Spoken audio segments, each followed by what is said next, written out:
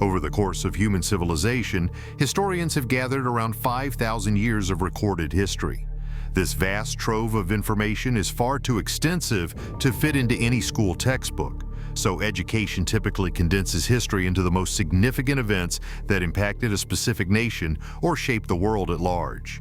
However, now that we have access to more information than ever, thanks to the internet and expanding archives, we're starting to see that history is far stranger and darker than what we learned in school. Imagine your old history teacher sharing this unsettling side of the past.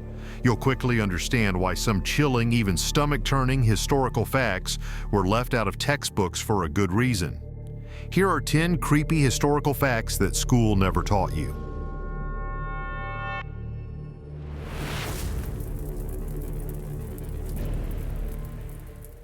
First up, in the 18th century, a woman convinced doctors she was giving birth to rabbits. Mary Toft, a servant in Surrey, England, shocked her family by suddenly going into labor, even though she hadn't shown any signs of pregnancy.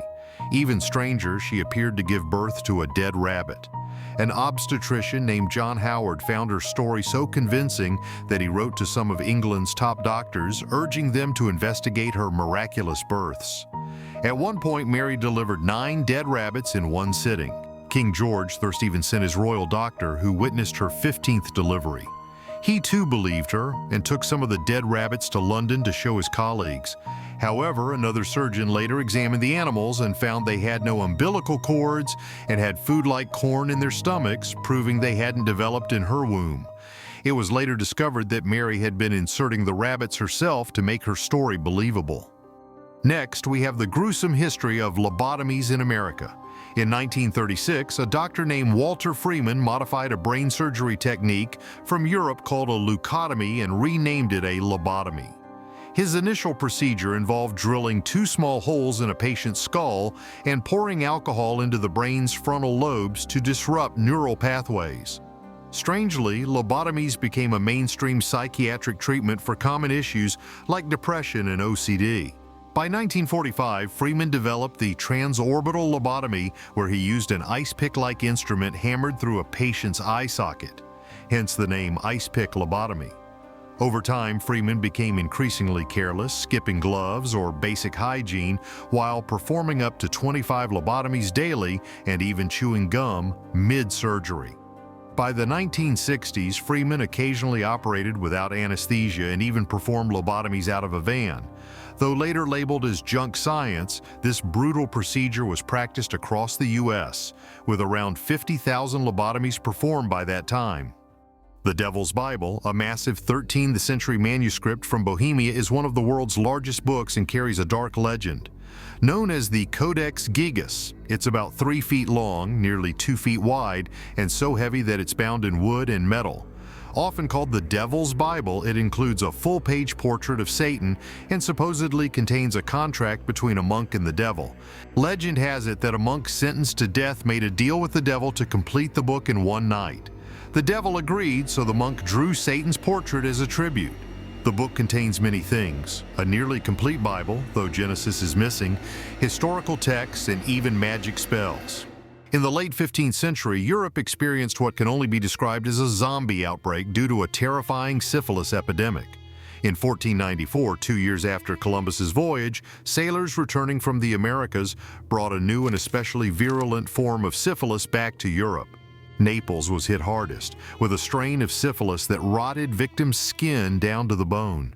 Known as the Great Pox, it left people with horrifying ulcers and in severe cases led to the loss of noses, lips, and other body parts. Terrified by the infected's ghastly appearance, unaffected people started referring to the disease as a zombie plague, marking one of history's closest parallels to a real-life zombie apocalypse.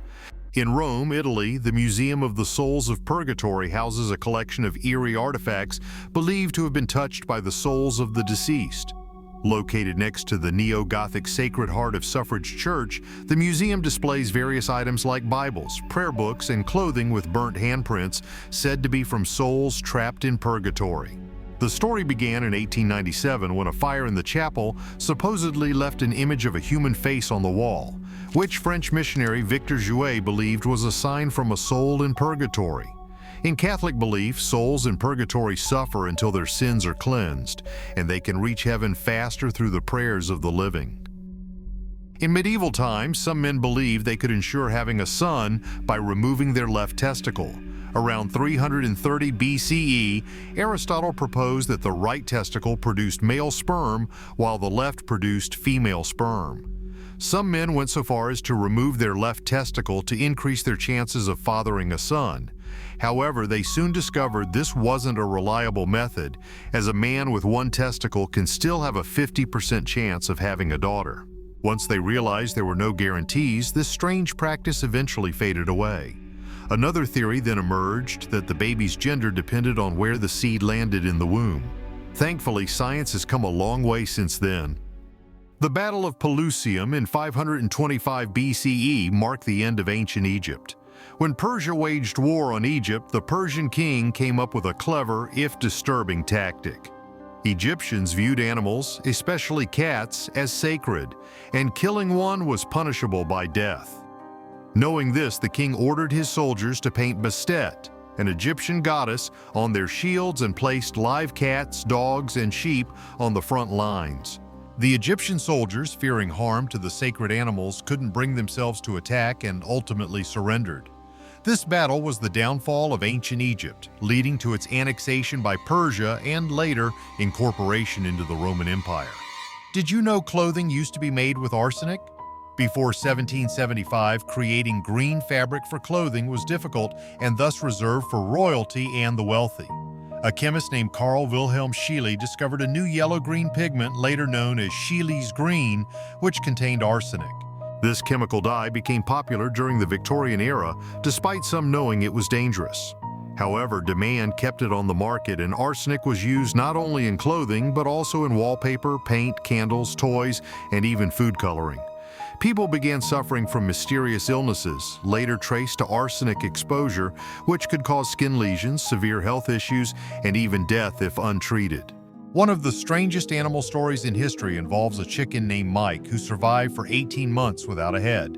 On September 10, 1945, Lloyd Olson and his wife Clara were slaughtering chickens on their farm in Fruita, Colorado, when they noticed one bird still moving around, despite having no head. Although it's common for headless chickens to move briefly, Mike kept going. They decided to place him in a crate on their porch and, astonishingly, found him alive the next morning. 2 weeks later, a sideshow promoter offered to take Mike on a national tour. The Olsons fed Mike with a dropper, putting liquid food and water directly into his throat, and used a syringe to clear his airways.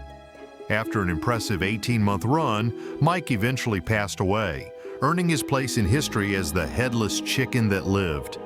Lastly, during World War II, a Mickey Mouse gas mask was created to help children. On January 7, 1942, a month after the attack on Pearl Harbor, the owner of Sun Rubber Company, T.W. Smith, feared the war might reach American soil. He designed a child-friendly gas mask styled like Mickey Mouse and presented it to the chief of chemical warfare to make gas masks less frightening for kids. Walt Disney himself even helped with the design. Fortunately, since World War II wasn't fought on American soil, Sun Rubber only produced about 1,000 of these masks. Today, only a few of these unsettling artifacts exist in private collections, but they're a vast improvement over the even scarier British model, which contained asbestos. Thanks for watching. If you enjoyed uncovering these dark, lesser-known facts from history, don't forget to like the video and share your thoughts in the comments. For even more intriguing stories, click on any of the links on your screen and dive into the next video.